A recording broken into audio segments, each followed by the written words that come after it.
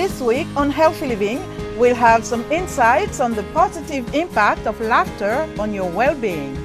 Plus, a surgeon in Bordeaux uses the unique sound of her voice to comfort her patients. We'll have these stories and more in this edition of Healthy Living.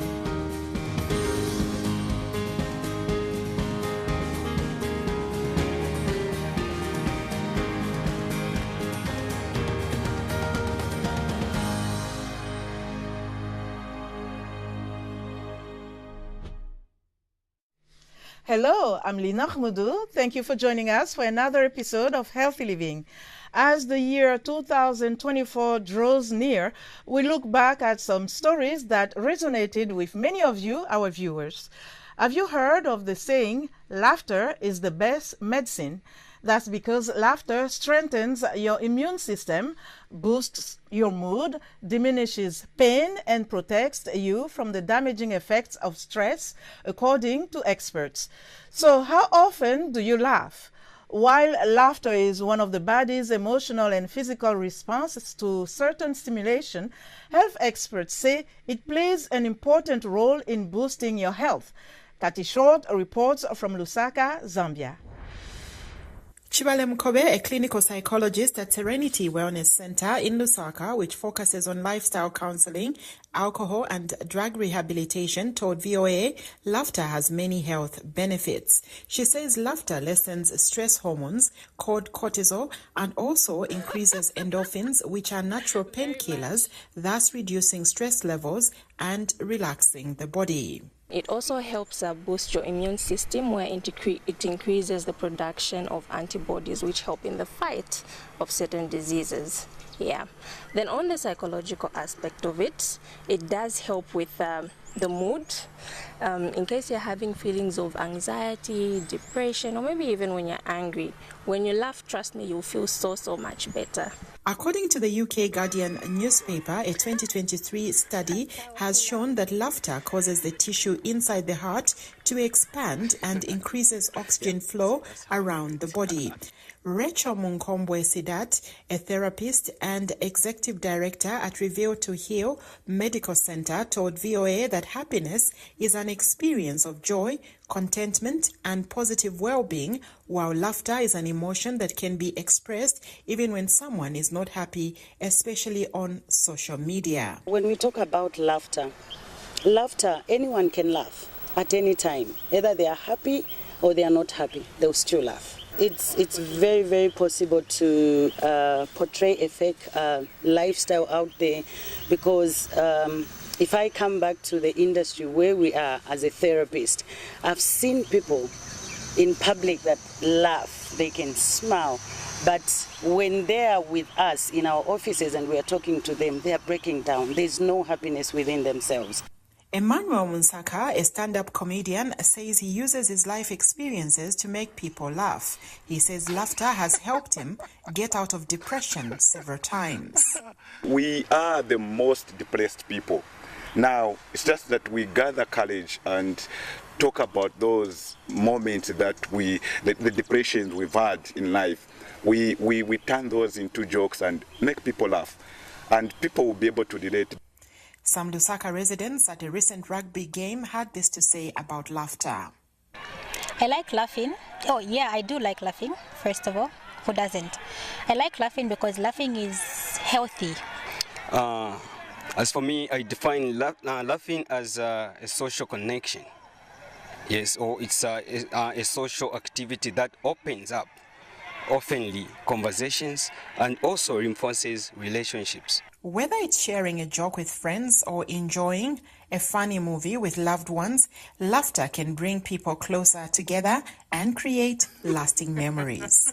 Kathy Short for VOA, Lusaka, Zambia.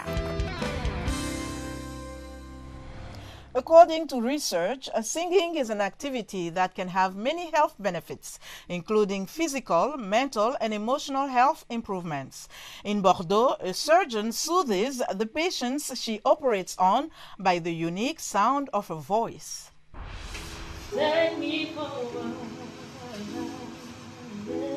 The The operating room with its pale lights contrasts with the warm and captivating voice of Aisha Ndoye, covering Whitney Houston. The French surgeon who soothes the patients she operates on leads a double life as a doctor and singer.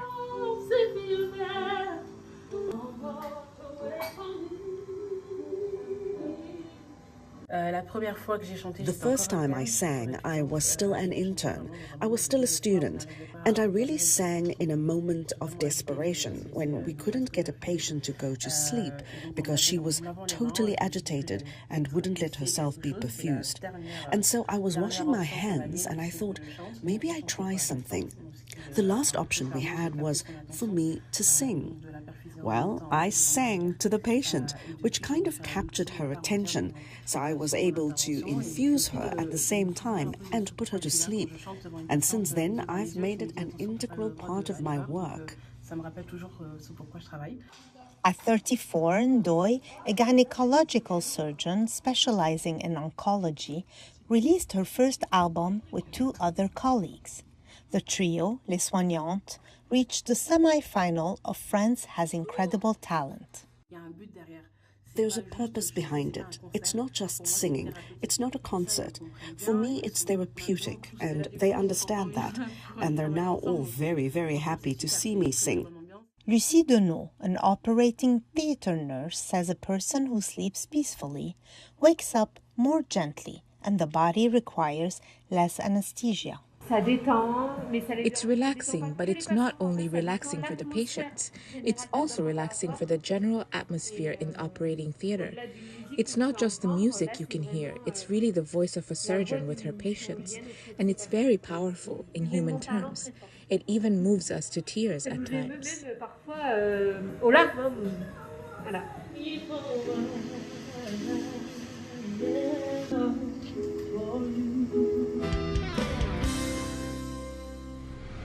Sickle cell disease is an inherited blood disorder that affects red blood cells. Global data reveal that people of African, Middle Eastern, and South Asian descent are more at risk. As many as 25% of the people in West and Central Africa have sickle cell trait. In Uganda, sickle cell disease is a challenge in rural areas where the condition remains poorly understood, according to experts. A young woman living with the disease is ramping up efforts to educate and counsel communities about the blood disorder. Barbara Nabulo spends time at Mbale Regional Referral Hospital in eastern Uganda. She talks to caregivers and patients, mostly children, who have been rushed here for medical emergencies after a sickle cell crisis. As a sickle cell sufferer herself, Nabulo knows all too well what these people are going through. They never thought of me as an important thing, like someone who would grow up or someone who is supposed to get an education, because they used to tell my mother that people like me don't grow, we can't go to school, and we don't produce children. So as a child, my mother looked after me, and when I was 12 years old, she would put me in a taxi from our village, and she would tell me to go to the clinic, and I would get medicine that the doctor would have prescribed. Her mother, Agata Nambuya, remembers her daughter's head and limbs swelling up just 2 weeks after her birth. They change blood. After that, you see the child swelling, and he feel everywhere pain, and he can cry all the time. And that's what I saw that time. All the time I have been in the hospital. Nabulo's mother says she is proud of her daughter's 3 children and her work as a counselor. Encouraged by hospital authorities, Nabulo joins health workers to raise awareness and advocate for testing children for sickle cell as early as possible. Dr. Julian Abeso is the head of pediatrics at the Mbale Regional Referral Hospital and a researcher on sickle cell disease. On average, most of these children will start falling sick between the ages of 6 to 8 months. So by the time the child reaches, let's say 10 years, the child will have been admitted several times if we do not give some of these preventive drugs. The Mbale Referral Hospital looks after hundreds of patients arriving from nearby villages to pick up medication. Many receive doses of hydroxyurea, a drug that can reduce periods of severe pain and other complications. It's I would say, a wonder drug. It has changed the course of managing children with sickle cell. We used to be so frustrated, you know. You care for a child, then they reach like 12 years, and they get so many complications. And even you start wishing and saying, this child. So because of that trauma, hydroxyurea has now changed it. Like, it improves on the on the quality of life of these patients. One of Dr. Abeso's patients is John Ilungat, who at 23 looks younger due to stunted growth. Before he was 2 years back, he was falling sick, but we didn't know which disease that. So when we confirmed when he was 2 years in April, then from there we started struggling with him, struggling up to now. Sickle cell disease, which can stunt physical growth, is more common in malaria-prone regions, notably Africa and India. The World Health Organization estimates that the prevalence of sickle cell anemia is as high as 45% in some parts of Uganda.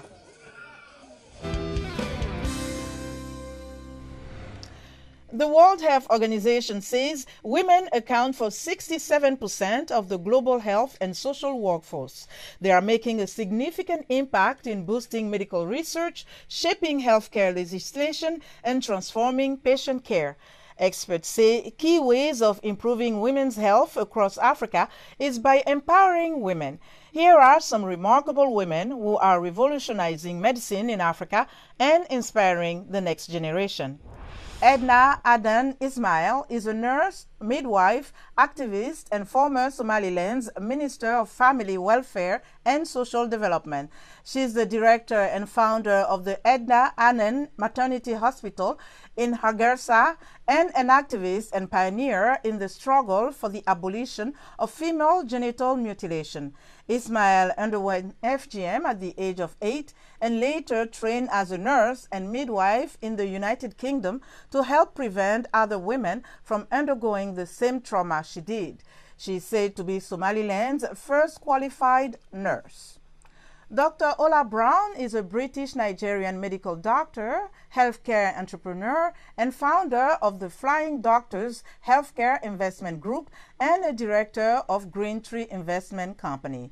Brown started the Flying Doctors to contribute in improving medical services in Nigeria after experiencing the loss of her sister under difficult circumstances. Among other things, Flying Doctors Healthcare Group is active in air ambulance services, hospital and clinic construction, and pharmaceutical retail. Professor Karesha Abdul Karim is an infectious diseases epidemiologist whose main research interests include factors influencing acquisition of HIV infection in adolescent girls. She is an associate scientific director of CAPRISA and was the principal investigator of the landmark CAPRISA 004 tenofovir gel trial, which provided proof of concept for microbicides. She is a professor in several institutions, including Columbia University in the USA and University of KwaZulu-Natal in South Africa. She is currently Vice President, Southern African Region of the African Academy of Sciences. Thanks for watching Healthy Living. For the latest news and coverage, stay connected to Voice of America at voaafrica.com. You can follow me on X at Linor Moudou. That's our show for today. Until next year, stay well and strive to make every day a healthy day.